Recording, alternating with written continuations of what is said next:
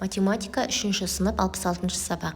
Егер де менің каналыма тіркелмеген болсаңыз, тіркеліп алыңыз. Күнделікті жаңа сабақтар салынып отыратын болады. Есептің қалай шығарылу жолдары барлығы түсіндірілетін болады. Бүгінгі 66 сабаққа назар аударайық. Бірінші тапсырмада ежелгі және қазіргі уақыттағы ғимараттардың неден тұрғызылғанын білесің бе? Есептеулерді орындап, олардың неден тұрғызылғанын анықта. Бірінші өрнекте тастан жасалған екен, екіншісі ағаштан, үшінші кірпіштен жасалған екен.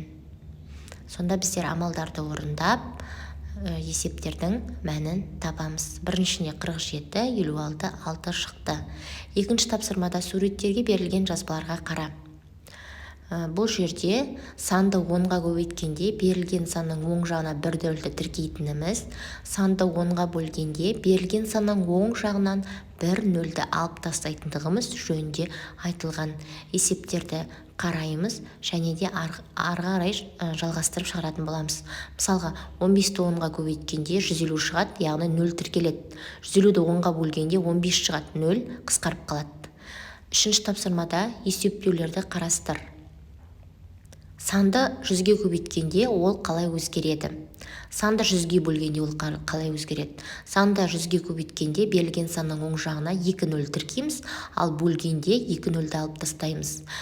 Яғни 3-ті 100-ге көбейткенде 300 шығады, 2 0 тіркедік.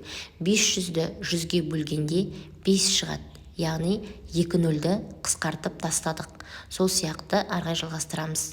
Төртінші тапсырмада әр бағандағы өрнектер салыстыр. Бағандар қандай тәртіппен орналасқандығын түсіндір.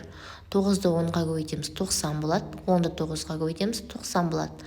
90-ды 9-ға бөлеміз, 10 болады. 90-ды 10-ға бөлеміз, 9 болады. 7-ді 100-ге көбейтеміз, 7 шығады. 100-ді 7-ге көбейтеміз, 7 шығады. Енді осы бойынша біздер екі баған құрастырып көрейік. 24-ді 10-ға көбейтеміз, 240, 10-ды 24-ге көбейтеміз, 240 шығады. Келесі 5-ші тапсырмада есептейміз.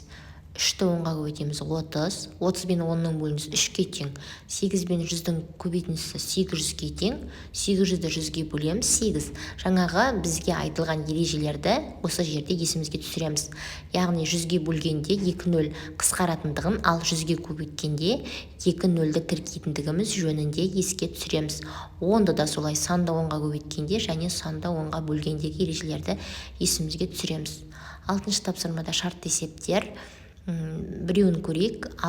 Асында ағам 10 см, ағаш 10 см, тақтай 400 см. Шешуі бұл жерде неше есе ұзын дейді. Шешуі 400-ді 10-ға бөлеміз, 40. Сонда тақтай келтек ағаштан 40 есе ұзын екен.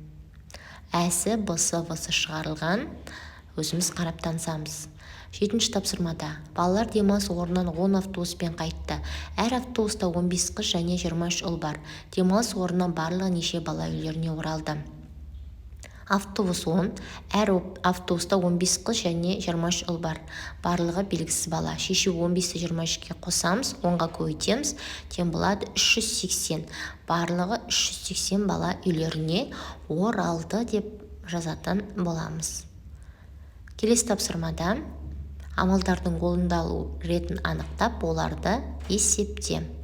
Бұл жерде біз амалдардың орындалу ретін саламыз. Яғни бірінші амал бұл жерде жақшаншы орындалады. Екінші амал бөлу, сосын қосу тең болады, 14 шығады бірінші есепте. Екіншісіне тағы жақшанышын орындаймыз, сосын көбейту амалын, бөлу амалын орындаймыз, тең болады 3 шығады. Келесіде жақшанышы орындалады. Бірінші 35-тен 26-ны азайтамыз, сосын 60-тан шыққан санда азайтып 2-ге көбейтеміз. 9-шы тапсырмада қорапта 4 қызыл және 4 көк моншақ бар. Егер қораптың ішіне қарамай 5-еуін алсақ, онда ең болмағанда оның біреуі қызыл моншақ болуы мүмкін бе? Қызыл 4 метр, көк 4 метр, алында 5 метр. Біреуі қызыл моншақ болуы белгісіз. Шешуінде 4-ге 4-ті қосамыз, 8. 8-ден 5-ті азайтамыз, 3, 4-тен 3-ті азайтамыз, 1.